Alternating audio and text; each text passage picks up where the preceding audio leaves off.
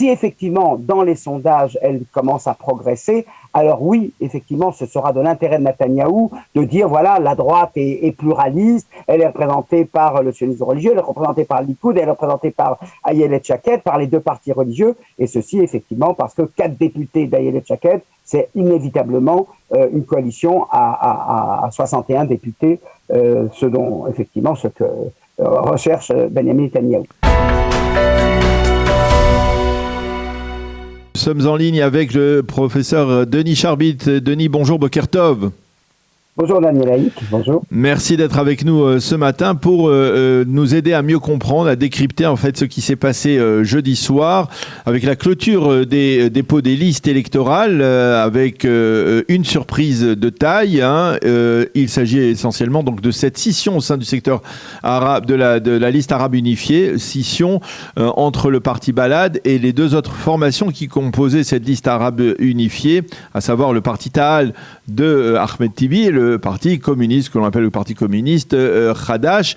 Alors, on s'interroge dans la presse israélienne de ce matin, on se demande si c'est bon pour Netanyahou ou si c'est bon pour Yair Lapid. Quel est votre avis à ce sujet ? Je dirais que c'est dans un premier temps bon pour Netanyahou, puisque une liste décide de se présenter toute seule, donc ce qui veut dire que pour être élu, il lui faut obtenir 3,25% des suffrages exprimés, et il n'est absolument pas certain que Balad y parvienne, et donc toutes les voix qui se porteraient sur cette liste nationaliste arabe-palestinienne, eh bien, iraient au panier et favoriseraient effectivement la coalition que voudrait diriger Benjamin Netanyahou. Mais pour rendre les choses un peu plus complexes, je dirais que là où en revanche ça peut favoriser la coalition dont rêve Yair Lapid, c'est que les deux partis qui restent, c'est-à-dire le parti communiste Hadash et le parti d'Ahmed Tibi Ta'al, sont eux résolument pour déclarer au moment où ce sera opportun qu'ils sont favorables à la candidature de Yair Lapid pour former un gouvernement lorsqu'ils seront appelés par le président de l'État à donner leur avis. Donc ça favorise dans la mesure où, il faut bien comprendre, mais Stéphane Amar en parlera certainement plus longuement, Balad est une liste nationaliste palestinienne. Et la grande surprise, parliez de surprise, c'est une vraie surprise. Pourquoi ? Parce que initialement, le premier accord était entre le parti Hadash et le parti Balad, et on avait mis Ahmed Tibi de côté, même si les dissensions semblaient assez claires autour de oui ou non devrons-nous recommander un Premier ministre au président à l'issue des élections. Et voilà qu'au dernier moment, c'est Ta'al qui fait alliance avec Hadash et c'est Balad qui se retrouve à l'extérieur. C'est vrai que là, il y a un coup de théâtre qui montre bien non seulement la division, mais également à quel point le virus politique les affecte autant que dans le reste des partis politiques en Israël. Alors, ce virus politique, il nous fait manipuler, multiplier les manœuvres. On parle aujourd'hui, on dit que finalement, il ne faudrait pas que on essaye d'annuler la présence de Balad dans l'échiquier politique, parce que si justement on cherche à invalider Balad, eh bien cela va renforcer, cela risque, en tout cas dans le camp de la droite, cela risque de renforcer de facto la liste arabe, ce qui reste de la liste arabe unifiée, et donc de pousser peut-être un petit peu plus l'électorat arabe israélien à aller voter. Vous pensez qu'il y a aussi des calculs comme cela aujourd'hui ?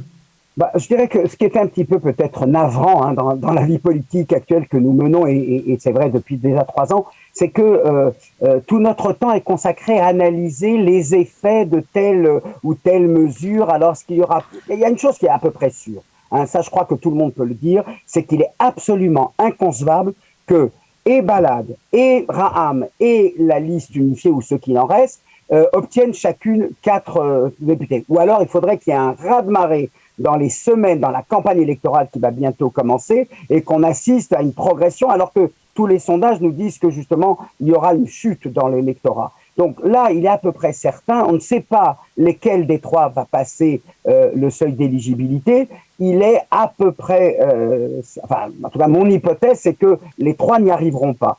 Et donc, à ce moment-là, c'est la question qu'on se pose à droite, c'est combien de suffrages vont-ils être perdus? Est-ce que le réflexe qui joue, par exemple, contre Ayelet Shaked aujourd'hui, oui, on va parler. On va pas voter pour une liste, elle est peut-être très sympathique, elle sait peut-être bien faire le boulot, elle est peut-être une des meilleures, je dirais, un des meilleurs piliers politiques de la droite israélienne, mais voilà, elle se retrouve isolée complètement dans une petite formation, donc on ne va pas gaspiller. Il y a chez les Israéliens en général le sentiment qu'il ne faut pas gaspiller les voix, mais comme le seuil d'éligibilité est très élevé, enfin, est plus élevé qu'il ne l'était dans le passé, 3,25%, on peut parfois se tromper, on peut parfois penser que tel parti va l'emporter malgré tout et se retrouver. C'était le cas, rappelez-vous, hein, personne ne l'a oublié, le cas de Yamina lors des premières élections de 2019, oui, où il manquait que quelques milliers de voix à peine pour que Bennett et Ayelet Shaked entrent à la Knesset, et je peux vous dire que ça aurait changé la face de la politique israélienne. Bien entendu, ça on le sait effectivement, et je voudrais que justement vous mettre à l'épreuve d'une certaine manière, si vous étiez Binyamin Netanyahou aujourd'hui, par rapport à ce parti d'Ayelet Shaked qui est aujourd'hui le foyer juif. Hein. Là aussi, il faut suivre que Ayelet Shaked était il y a la semaine dernière dans l'esprit sioniste, maintenant elle est dans le foyer juif.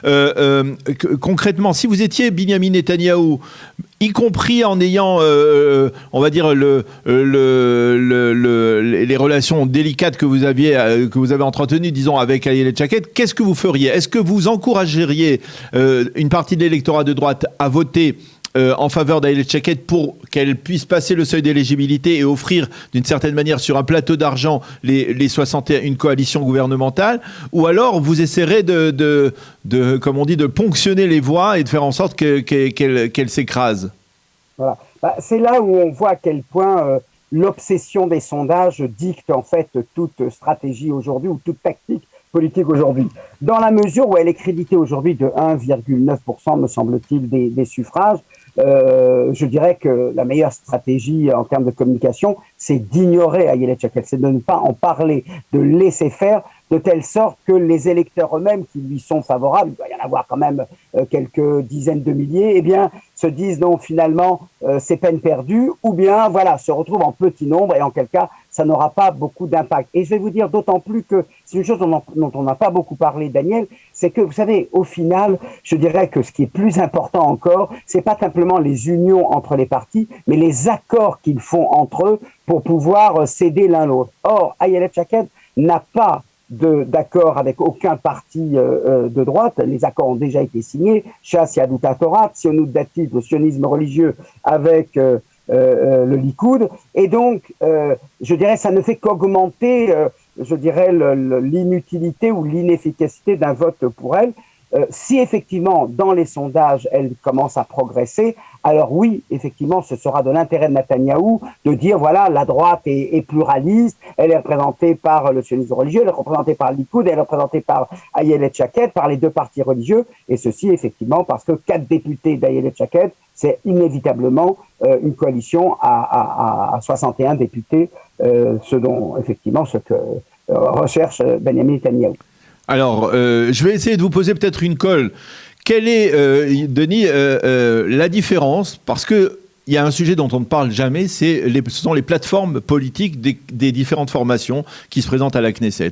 Est-ce que vous sauriez me dire, par exemple, quelle est la différence entre la plateforme de ce que l'on appelle le camp Mamlarti, c'est-à-dire de Benny Gantz, et la plateforme politique de Yair Lapid? Où sont les différences entre ces deux formations qui sont situées quelque part entre le centre et la gauche? Alors, je vais essayer de répondre à votre colle, cher Daniel. Autant j'admets volontiers que entre Benny Gantz et Yair Lapid, les différences sont pas énormes, et la preuve c'est qu'au départ ils se sont retrouvés ensemble. Autant la participation de Gideon Sa'ar et de son parti, le fameux Nouvel Espoir ou ex-Nouvel Espoir, là pour le coup c'est quand même pas exactement la même chose que le parti de Yair Lapid. Certes, ce sont, je dirais, pour aller vite, en termes de nuances politiques, je dirais que Lapid représente peut-être le centre-gauche et Gideon Sa'ar avec Benny Gantz, le centre-droit. Ça veut dire que, oui, bien sûr qu'il y a relativement beaucoup de points communs entre les deux, mais je vais vous expliquer. Et je pourrais dire d'ailleurs la même chose, Daniel, de la droite. Entre nous, vous voyez beaucoup de différences entre le sionisme religieux, entre le Likoud, entre le Shas et le Yahadut HaTorah? Non. La vraie différence fondamentale, elle est où? Elle se situe où? Elle se situe dans quelque chose qui est très important en politique, c'est la sociologie électorale. C'est la représentation ou l'image que l'on se fait d'un parti, et ce qui fait qu'on a plus de sympathie pour telle ou telle liste et pas pour telle ou telle autre. Je vais donner un exemple, puisqu'on parlait de Lapid et du parti de Benny Gantz. Quelqu'un qui a, sociologiquement parlant, dans ses convictions, dans une haute idée de la chose militaire, de l'autorité militaire, aura tendance à voter pour Benny Gantz et pour Eisenkot, précisément parce que dans le parti de Yair Lapid, il y a très peu, il y a certes Orna Barbivaï, mais il y a très peu de figures militaires avec un haut passé, etc. Vous voyez, c'est une question de nuance, c'est une question d'image.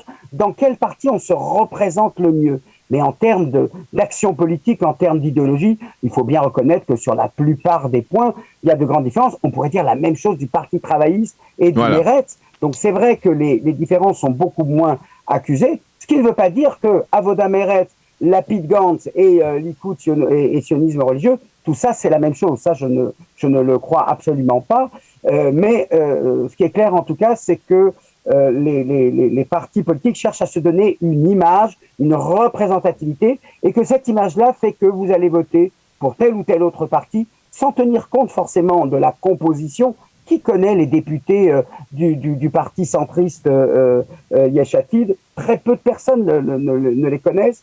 Mais en revanche, voilà, ce sont des images, et là, il peut y avoir des nuances. Et c'est pour ça qu'un électeur de droite va se poser la question, est-ce qu'il vote pour telle ou telle nuance, en sachant bien qu'il pourrait se retrouver. Et c'est d'ailleurs peut-être le vœu de Netanyahou, de faire demain un grand parti, je dirais républicain à l'américaine, hein, pas républicain à la française, un grand parti républicain, parce que globalement, c'est quoi l'image de tous ces partis-là? C'est un parti conservateur, libéral sur le plan économique, très conservateur sur le plan des droits sociétaux, comme on dit aujourd'hui. Alors, justement, vous avez parlé du Parti travailliste et de Meretz.